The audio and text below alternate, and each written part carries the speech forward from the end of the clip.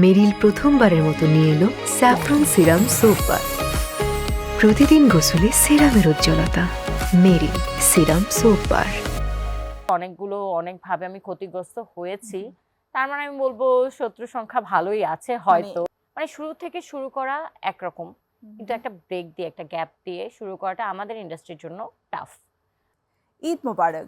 সবাইকে আমন্ত্রণ জানাচ্ছি বাংলা টিভির 7 দিনব্যাপী আয়োজন মেরিল সিরাম সোপ বার নিবেদিত তারার ঈদের আজকের এপিসোডে। আমি শান্তা জাহান রয়েছি এবং যথারীতি একজন তারকা আজ আমার সাথে রয়েছেন আড্ডায়, যার সাথে আড্ডা দিয়ে তার কাজের আপডেট, ঈদ কেমন কাটছে সবকিছু আমরা জানবো।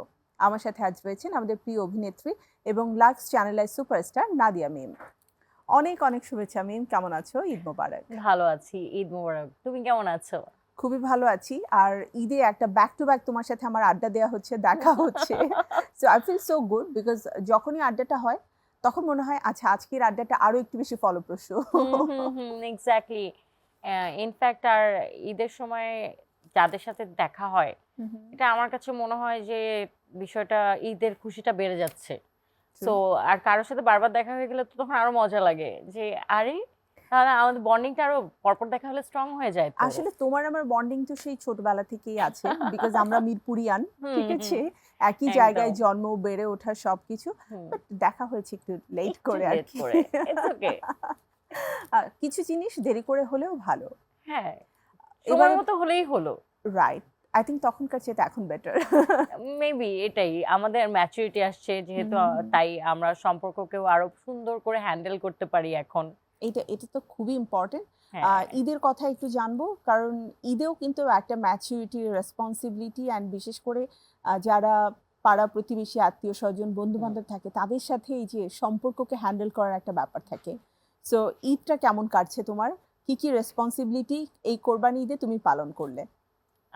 আমার ঈদ ভালোই কাটে, ঈদ ভালো কাটছে। আমি যেটা চেষ্টা করি ঈদের ৩-৪ দিন সব মিলিয়ে মোটামুটি ৫ দিনের মতো হয়ে চেষ্টা থাকে যে আমি আমার কর্মক্ষেত্রকে ভুলে যাব। আচ্ছা। হ্যাঁ, কারণ তার আগ পর্যন্ত অনেক হেক্টিক যায়, অনেক কাজকর্ম করা হয়। এরপরে দেখা যায় কেউ যদি আমার কাছে জানতেও চায় আজকে কোন চ্যানেলে কি যাচ্ছে, কি হচ্ছে, আমি বলি আমি এখন কিছু দেখবো না। আজকাল ডিজিটাল মিডিয়ার যুগ, আমি পরে ইউটিউবে দেখে নিব।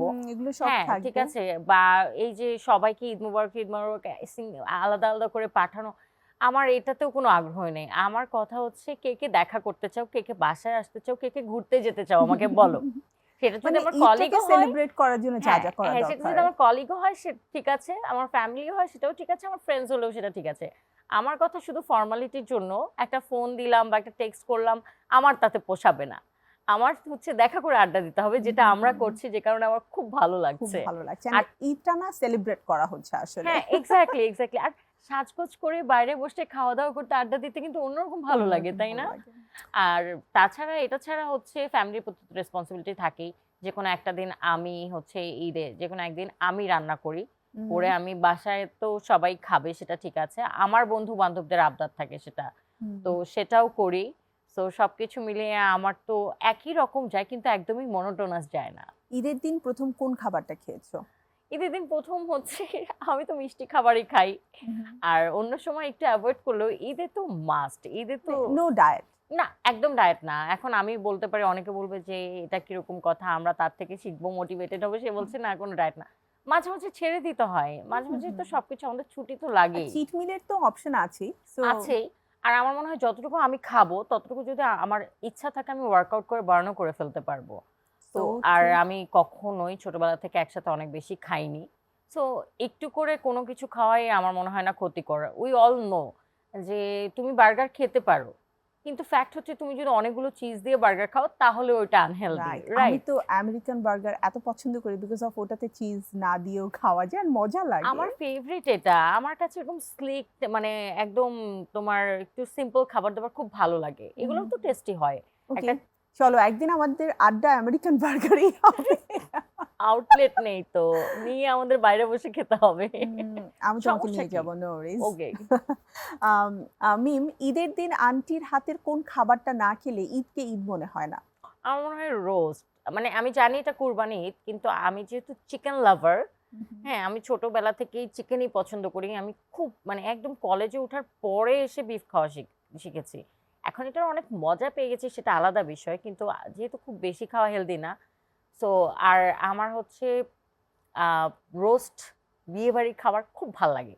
তা আম্মু হচ্ছে কোরবানি ঈদ হোক রোজার ঈদ হোক সবার আগে ওটা করে। মেয়ের যেহেতু তার পছন্দ। হ্যাঁ, তারপরে হচ্ছে দেখা যায় গরু যখন আসবে তখন রানবে, বা রোজার ঈদে থাকলেও আমি একসাথে ওই যে বেশি খাই না, তো হুম, হুম, হুম। হয়তো আমি একটা আইটেম দিয়ে ২টা আইটেম দিয়ে খেয়ে ফেলবো। তো অনেক কিছু রান্না করলে আমি সবার আগে ওই চিকেনটাই ধরবো। তারপরে দেখা গেল আমি পরের বেলায় দুপুরে হয়তো চিকেন খেয়েছি, রাতের বেলা গিয়ে অন্য কিছু ট্রাই করছি। তো আমার মনে হয় আমি সবার আগে সবসময় চিকেনটাই খাই। Chicken lover. কি রঙের গরু তোমার বেশি পছন্দ? লাল। লাল। হ্যাঁ। লাল ড্রেস পরে কখনো গরুর দৌড়ানি খেয়েছো আগে সেটা বলো। না, না সেটা খাইনি। তবে সবসময় মনে হতো লাল ড্রেস পরে বের হওয়া যাবে না কোরবানির সময়। ছোটবেলায় এরকম একটা ধারণা ছিল। কিন্তু আমি এরকম কোনো আমার মেমোরি নেই। কিন্তু আমার লাল গরু খুব ভালো লাগে। আ অন্য কালারের গরু কিনে আনলে আমার একটু মন খারাপ হয়। এবার আমাদের গরুটা কালো। আ হুম। তো আমাকে সবাই বলতেছে আমি নাকি রেসিস্ট, এর জন্য হচ্ছে আমি পছন্দ করতেছি না। বাট আমি লাল পছন্দ করি। গরু যখন কেটেছে তখন কি মায়া লেগেছে গরুর জন্য? আমি আশেপাশেই থাকি না। আমার ওই সিচুয়েশনটাই ভালো লাগে না। আ কারণ আমি পেট লাভার। তার উপরে মানে অ্যানিমেল লাভার। সো হুম, ওই যে মায়া জন্মানোর জন্যই তো আমরা তার আগে খাওয়াই, আদর করি, হুম। কিছুটা টাইম স্পেন্ড করি। মায়াটা পড়ে যাওয়ার পরে আমি না আসলে ওই দৃশ্যটা কোনোভাবে হজম করতে পারি না। আর মায়া না পড়ুক, র‍্যান্ডমও যদি কোনো কুরবানি হয়, হুম, হুম, হুম। সেটাও কিন্তু মানে আশেপাশের বাসায় আমি এটা সহ্য করতে পারি না। চোখের যে সামনে হ্যাঁ, যে ছটফটটা করে, কষ্টটা হুম, হয়। হুম, তো আমার আসলে ওই পার্টটুকু বাদ দিয়ে বাকিটা ঠিক আছে। আগ ফার্স্ট এ আগ পর্যন্ত ঠিক আছে, তারপরে আবার পরেরটা ঠিক আছে। মাঝখানেরটা আমি সহ্য করতে পারি না।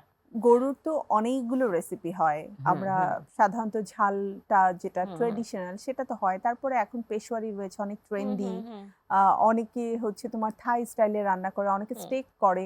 তোমার কাছে গরুর কোন অংশটা কিভাবে খেতে সবচেয়ে বেশি ভালো লাগে? আমার হচ্ছে এ আমি জানি না, মানে অত আলাদা করে আমি বলতে পারব না। তবে গরুর আ সামনের রানে যে মাংসটা, হুম, হুম, হুম। যেটাতে লেয়ারে, লেয়ারে একটু হচ্ছে তোমার লেয়ার, লেয়ার টাইপের মাংস থাকে। ওই মাংসটা যখন হচ্ছে নরমালি বেসিক যে গরুর মাংস রান্না আছে না, রেজালা হুম, টাইপের একটু ভোনা, ভোনা, হুম, হুম, হুম। হ্যাঁ? ওই জিনিসটা আমার সবচেয়ে পছন্দ। ওটা হচ্ছে কেরলের মাংস নাদিয়া। যে লেয়ারে, লেয়ারে একটু তাই করে নাকি? আমি সেটাই হ্যাঁ, বললাম। আমি হয়তো একটু সঠিক একদম ট্রান্সপারেন্ট টাইপের হ্যাঁ, হ্যাঁ, একটা হ্যাঁ, থাকে যে হ্যাঁ, ওটা হচ্ছে এক্সাক্টলি তাই কেরলের না? মাংস। ইটস লাইক থাই না লেগ, ও আচ্ছা, লেগের লেগেটা যে মানে আচ্ছা নিচের পোরশনটা। Okay fine. এটার হাড্ডিটা যেমন খেতে মজা, তুমি হুম, যদি হুম, হুম, নিহারি হুম। করো, পায়চা যেটাকে হ্যাঁ, বলে, হ্যাঁ, হ্যাঁ, হ্যাঁ। সেটাও দুর্দান্ত হয়।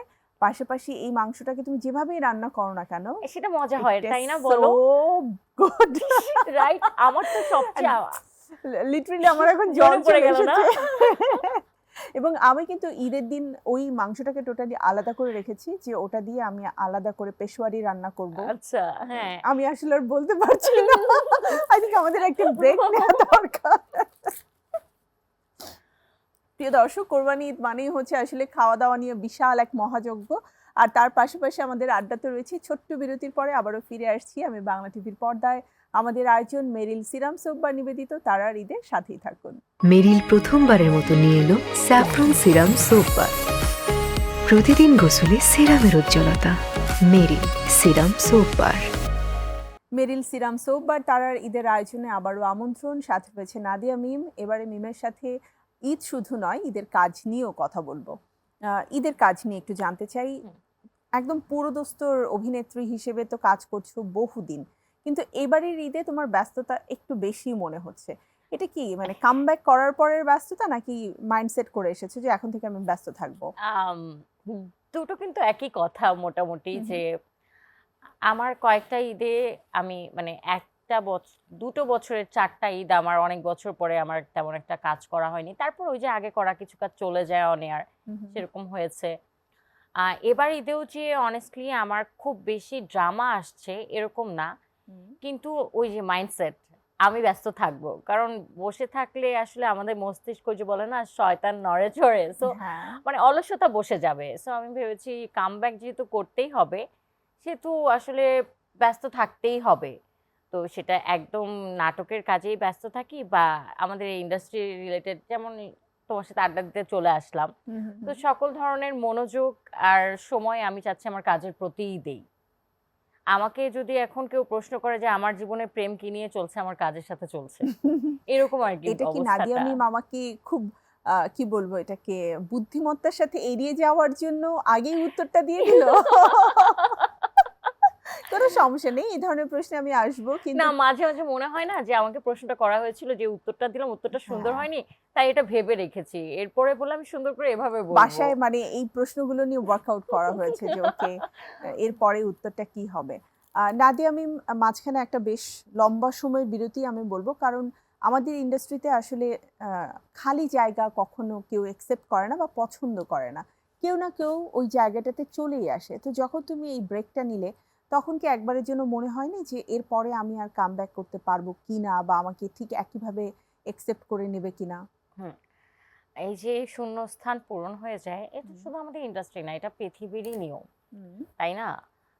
এই জন্ম মৃত্যু তো এভাবেই হচ্ছে, শূন্যস্থান পূরণ হবে তাই।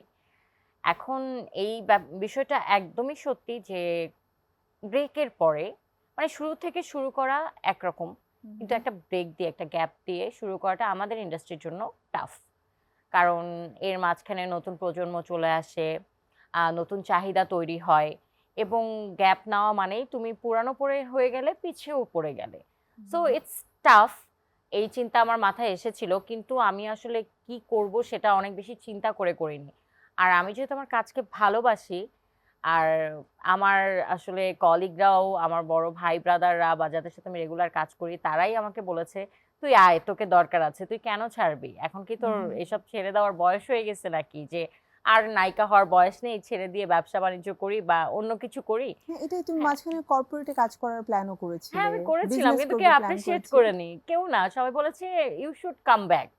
সো ওইটাই করলাম। আর যেহেতু সবার একটা অ্যাপ্রিসিয়েশন আছে আর সাপোর্ট আছে, সবকিছু মিলিয়ে, আর যেহেতু তারা আমাকে যোগ্য মনে করে, আমার খুব একটা কঠিন হবে মনে হয়নি। তবে হ্যাঁ, কঠিন তো অবশ্যই হবে, বাট আমি সাইকোলজিক্যালি এটা নিয়ে খুব বেশি ওয়ারিড না, আমি খুব রিল্যাক্সেই আছি যে তুমি তোমার ঠিক মতো আছে। কাজ করে যাবে, হ্যাঁ, ভালো কাজ হলে কিন্তু দর্শকের সেটাই। অ্যাকসেপ্টেন্স থাকবে। হ্যাঁ। কিন্তু এই যে কামব্যাক করার প্রশ্নটা তো তখনই আসছে যখন তুমি ছেড়ে দিয়ে চলে যাওয়ার জন্য ডিটারমাইন্ড থাকবে। হুম। কোনো অভিমান থেকে কি চেয়েছিলে এই মিডিয়া ইন্ডাস্ট্রি থেকে মানে দূরে সরে যেতে? না, এটা আসলে কি, আমি স্পেসিফিক কোনো রিজন তোমাকে দিতে পারবো না, তবে অভিমান তো অবশ্যই ছিল। হুম। অভিমান তো অবশ্যই ছিল, কিছু ভুল বোঝাবুঝি ছিল, যে কাছের মানুষগুলো যখন হচ্ছে তোমার খারাপ সময় তোমাকে সাপোর্ট করবে না, বা তখন যখন হচ্ছে তুমি দেখবে যে মানুষ ইমোশনাল না, আমরা এক্সপেকটেশন থাকে না, যে আজকে আমি নেই দেখে, বা আজকে আমি ওই জায়গায় নেই দেখে, বা আজকে আমি একটা বিপদে পড়েছি, সেটাতে আমাকে সাপোর্টের পরিবর্তে যখন হচ্ছে আমি দেখবো যে না, জিনিসটার নেগেটিভ মার্কেটিং তারাই করছে যারা আমার কাছের, হুম, হুম। হ্যাঁ, বা এই ধরনের কিছু বিষয় আছে, সেখান থেকে একটা অভিমান। আবার অনেক সময় দেখা যায় না যে তুমি জানো এই কাজটা তুমি খুব ভালো করতে পারতে, হ্যাঁ, বা এটা তুমি এখন ডিজার্ভ করো। হ্যাঁ। তোমার খুব কাছেরই একজন মানুষ, সে হুম, হয়তো তোমার সাথে একটা কাজ নিয়ে বা কোনো একটা প্ল্যান নিয়ে অনেক আলোচনা, হুম, অনেক প্ল্যানিং সবকিছু করেছে, কিন্তু হুম, পরবর্তীতে দেখা গেল এক্সিকিউশনের সময় তুমি জানোই না যে কাজটা হুম। হয়ে যাচ্ছে। এরকম তো হয়, এরকম হয়, হয় না যে একদম না। এখন যখন হচ্ছে ইন্ডাস্ট্রি পুরাপুরি ডিজিটাল, ফলোয়ার কত আছে সেটার হুম, উপরে হুম, ডিপেন্ড করছে। হুম, হুম, এবং আমি যখন কিছু মানুষের মুখ থেকে শুনছি অমুক মানুষের হচ্ছে অনেক ফলোয়ার আছে দেখে আপনার বদলে আমরা তাকে নিয়ে কাজটা করছি, আমার কোনো সমস্যা নেই, সে যদি যোগ্য হয় তাহলে ঠিক আছে। কিন্তু শুধুমাত্র ফলোয়ার আছে দেখে আমি যে কাজটা করি, অভিনয় তো একটা দক্ষতার বিষয়, হুম, অভিজ্ঞতারও বিষয়, সেখানে যদি রিপ্লেসড হয়ে যায় তাহলে মনে হয়েছে যে তাহলে তো হয়তো আমার প্রয়োজন নেই, তাই না? যদি এত সহজে কেউ রিপ্লেসড হয়ে যেতে পারে, বা এত সহজে কেউ যদি সেই জায়গাটা পর্যন্ত চলে আসতে পারে, আমরা তো অনেক বছর ধরে নিজের জায়গা তৈরি করেছি, বা আমরা তো তুমি হচ্ছে জানো আমি অনেক প্রজেক্ট থেকে বাদ পড়েছি বিকজ অফ আমি টিকটক করি না। এক্স্যাক্টলি, আমার টিকটক অ্যাকাউন্ট নেই। আমি এই কথাটি বলতে চাচ্ছিলাম যে আমার টিকটক অ্যাকাউন্ট নেই, বা এখন বললে বলবে যে নাটক করা তো রংঢঙেরই কাজ, কিন্তু না, হুম, আমি অভিনয়টা করতে পারি। হুম, আমি হুম, ক্যামেরার সামনে এসে এমনি নিজের ফোনটা বের করলাম, এমনি সেজে গুজে দু একটা লিপসিং, আমি এগুলো খুব একটা ভালো পারি না। আর আমার এমনও না যে আমার এগুলোর প্রতি খুব একটা আগ্রহ আছে, সেটা না, আমি যেটা করি প্রফেশনালি করি। সো সো ওইটা নিয়ে যখন কথা হয় যে you should be more active in social media, আমি লাইক ঠিক আছে, আমার কাজ আসলে আমি কাজগুলো শেয়ার করছি, আমি হয়তো দুই একটা পোস্ট করছি, তাই বলে একদম নিয়ম করে ওই সময় দিতে হবে, ওই সময় দিতে হবে, ওই সময় দিতে হবে, এই ধরনের দিতে হবে, এটা ট্রেন্ড দেখে ওটাই ফলো করতে হবে। মানে নিজের পার্সোনাল লাইফটাকে একদমই রুইন করে শুধুমাত্র ট্রেন্ডের সাথে টিকে থাকার জন্য যা খুশি তাই করার মতন মানসিকতা যদি হয়ে যায়, হ্যাঁ তখন হ্যাঁ কিন্তু আসলে আপাদমস্তক তুমি একজন মানে কি বলবো, প্রফেশনাল পার্সন। হুম, তোমার ব্যক্তিসত্তা, হুম, হুম, হুম, তোমার অনুভূতি, তোমার নিজেকে নিজের মতো করে রাখার যে একটা ব্যাপার রয়েছে, সেটা কিন্তু হারিয়ে গেল। হুম। তো ওই ওই জিনিসটা আমরা আসলে অনেকেই করতে পারি না। এই জন্য দেখবে দীর্ঘদিন কাজ করে যাচ্ছি, আমাদের হয়তো ফ্রেন্ডস বা ফলোয়ার্স খুবই সীমিত, কিন্তু তারা সবাই অর্গানিক। সবাই কিন্তু অর্গানিক। হ্যাঁ হ্যাঁ হ্যাঁ হ্যাঁ, আমি তো আজ পর্যন্ত মানে কিভাবে বুস্ট করতে হয়, কিভাবে মানে এগুলো থেকে ইনকাম হয়, মানে এগুলো আমি এখনো করতে পারি নাই, আর আমার আসলে খুব একটা ইচ্ছাও করে না। আমার কাছে মনে হয় that's not my main job. ঠিক আছে। আমার তো একবার যেটা হলো, ফেসবুকে দীর্ঘদিন একটা সার্টেন ফলোয়ার্স আসার পরে এটা আর বাড়ছেই না। হুম বছরের পর বছর চলে যাচ্ছে, বাড়ছেই না, বাড়ছেই না। তো একবার আমি যারা প্রফেশনালস রয়েছে এ ব্যাপারে এক্সপার্ট, তাদের সাথে কথা বললাম যে আচ্ছা আমার এটা কেন হয়, মানে দেখা হুম হয়ে হুম গেছে হুম তো হুম গল্প হুম হুম। করতে করতে। তো উনি আমার প্রোফাইল এভরিথিং সবকিছু দেখে বললো, আপু আপনার পেজে সম্ভবত ৩-৪ জন কেউ মিলে ইচ্ছাকৃতভাবে বেশ কিছু রিপোর্ট দিয়ে রিপোর্ট করে রেখেছে। রেখেছে, এই মানে যে দেখো কি তারা একটা দিয়েছে, অবস্থা। তাদের পাশাপাশি আরো বেশ কয়েকজনকে তারা ইনভলভ হ্যাঁ হ্যাঁ করিয়েছে। হ্যাঁ। তো আমি বললাম এটা আসলে কে করতে পারে, কারণ আমি তো এমন কোনো কন্টেন্ট দেই না বা কোনো কিছু করি না। তো বলতেছে হুম। এটা কিন্তু আপনার প্রফেশনাল জেলাসি থেকেও হতে পারে, আমার যে আপনার ফেসবুক ফলোয়ার্স অ্যাকাউন্ট, যদি বেড়ে ট্রাস্ট মি, যায়। আমার যেটা ছোটবেলার অ্যাকাউন্ট, হুম যেটাতে আমার কয়েক লাখ ফলোয়ার ছিল, হুম সেটা হচ্ছে হ্যাক হয়ে গেল। হুম হুম হুম। এটা কিন্তু প্রফেশনাল জেলাসি থেকে তোমার হয়তো কেউ খুব পরিচিত মানুষই হ্যাঁ করেছে, তুমি হ্যাঁ। হয়তো জানো না। আর তুমি জানো আমিও এত বোকা, আমিও যেহেতু খুব একটা অ্যাক্টিভ না, আমার এরকম ২-৪ দিন চলে যায় যে আমি ইউজ করতেছি না, আমি সোশ্যাল মিডিয়া, আমি অ্যাপে লগ ইনই মানে ঢুকিইনি। সো আমাকে আমার ফ্রেন্ড ফোন করে জানাইছে, তোর অ্যাকাউন্ট থেকে এরকম টেক্সট আসতেছে, তুই একটু দেখ, তুই তো পাঠাচ্ছিস না শিওর। আই ওয়াজ লাইক হ্যাঁ কবে।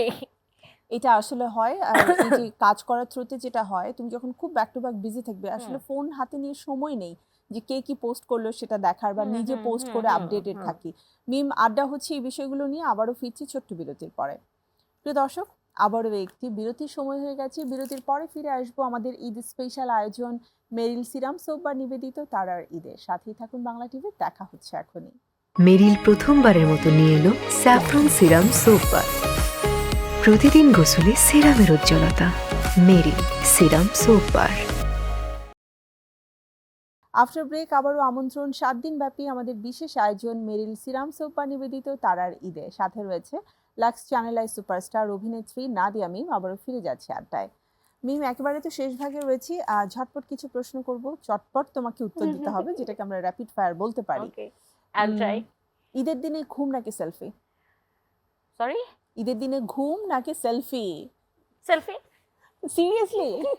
আচ্ছা, এমন কখনো হয়েছে যে ঘুম থেকে উঠে পাফি পাফি ফেস, হ্যাঁ আচ্ছা একটা সেলফি তুলে দেখি কেমন লাগে? হ্যাঁ হ্যাঁ করেছি, করেছি। নিজেকে নিজে দেখতে খুব হ্যাঁ, ভালো লাগে, নিজেকে তাই নিজে না? দেখার জন্যই করেছি। কাচ্চি নাকি ডায়েট? কাচ্ছি। ওটিটি নাকি ইউটিউব নাটক? ওটিটি। শুটিং সেটে বেশি হাসো নাকি বেশি হাসাও? আই ডু বোথ, যেটা যখন সুযোগ হয়, হাসি বেশি আসলে। ঈদের দিনে কয়বার তুমি ড্রেস বদলাও? Not more than twice, I think not more than twice. সকালে একটা, হ্যাঁ, রাতে বিকালের একটা। দিকে একটা, সন্ধ্যার দিকে একটা। স্ক্রিপ্ট আগে পড়ে তারপরে পারিশ্রমিক জিজ্ঞেস করো নাকি পারিশ্রমিক ফিক্স হওয়ার পরে স্ক্রিপ্ট দেখো? না, সবার আগে তো স্ক্রিপ্ট, ডেট, পারিশ্রমিক সবকিছু অনেক পরে, আগে স্ক্রিপ্ট। ওকে। ভিউ কম হলে মন খারাপ হয়? না না, রাত জাগা নাকি সকাল সকাল ওঠা? যেটা প্রয়োজন হয় তারপরও রাত জাগা। গসিপ দেখলে ইগনোর করো নাকি চুপি চুপি গসিপটাকে এনজয় করো? না না, আমি গসিপ এনজয় করি। আমি গসিপ এনজয় করতে করি। পছন্দ করো? হ্যাঁ, সেটা যদি কনস্ট্রাকটিভ হয় কেন না, বা সেটা হুম। যদি শুধু ফান পারপাসে হয় কেন না, নেগেটিভিটি উম, না থাকলেই হলো। তোমার কি মনে হয় শুটিং এ সবচেয়ে বেশি দেরি কে করে, নায়িকা নাকি পরিচালক? না, পরিচালক আগেই চলে আসে, নায়িকাই করে। ঈদের দিনে মোবাইলে সবচেয়ে বেশি কি আসে, শুভেচ্ছা নাকি কাজের ফোন? শুভেচ্ছা, ঈদের দিন কেউ কাজে ফোন করলে আমি সেটা পছন্দও করি না, আর আসেও ফোন না। করে না আপু, আমাদের তো একটা ডেট দরকার ঈদের 2 দিন পরে, এখন তো কাজের প্রেশার না, কম। আমি ওটা বুঝেই ফোনটা রিসিভ করি যে না, আমি বললাম ওটা না ঈদের ধরা সময় যাবে। ঈদে আমি একটু অ্যাভয়েড করি কাজকর্ম।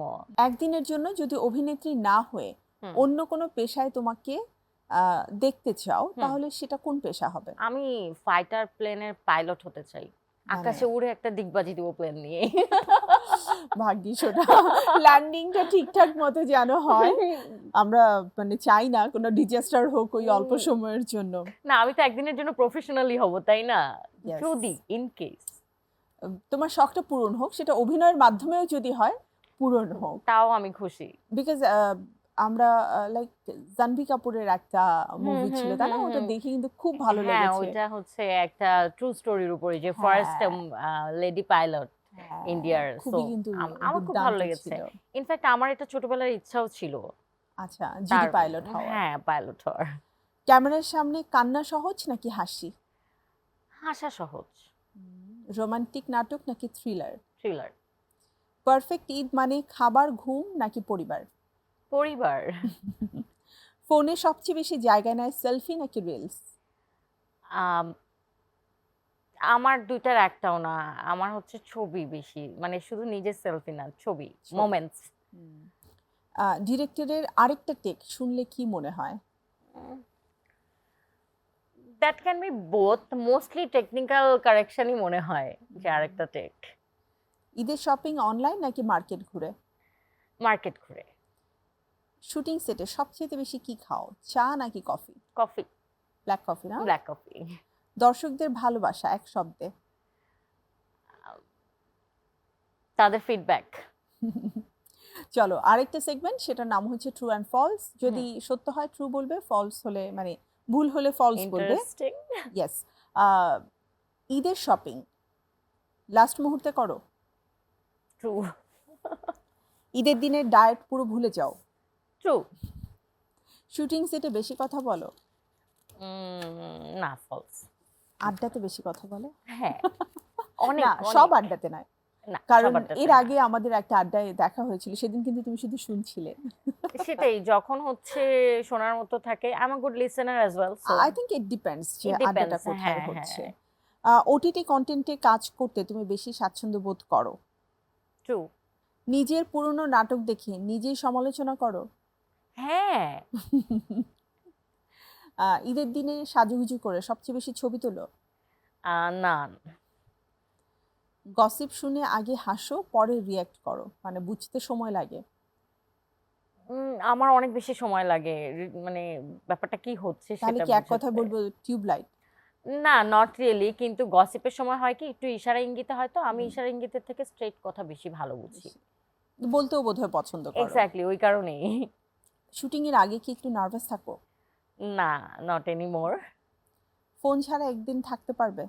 ফোন ছাড়া আমি একদিন কেন, 1 মাসও থাকতে পারবো। ও ওয়াও, এটা চমৎকার কিন্তু। রোমান্টিক নাটক বেশি ভালো লাগে? না, দেখার জন্য হলে না, করার জন্য হলে লাগে ভালো, কিন্তু দুইটাই না, রোমান্টিক বেশি ভালো না। ইউটিউব ট্রেন্ডিং তোমার কাছে গুরুত্বপূর্ণ? না। ঈদের দিন যদি পুরাতন পোশাক পরতে হয় তাহলে হুম। অস্বস্তি লাগে? না, আমার লাগে না। আমার কাছে কমফোর্ট ফার্স্ট বা সিচুয়েশন ফার্স্ট। সোশ্যাল মিডিয়ার কমেন্ট নিয়মিত পড়ো? একদমই না, একদমই নিয়মিত পড়া হয় না।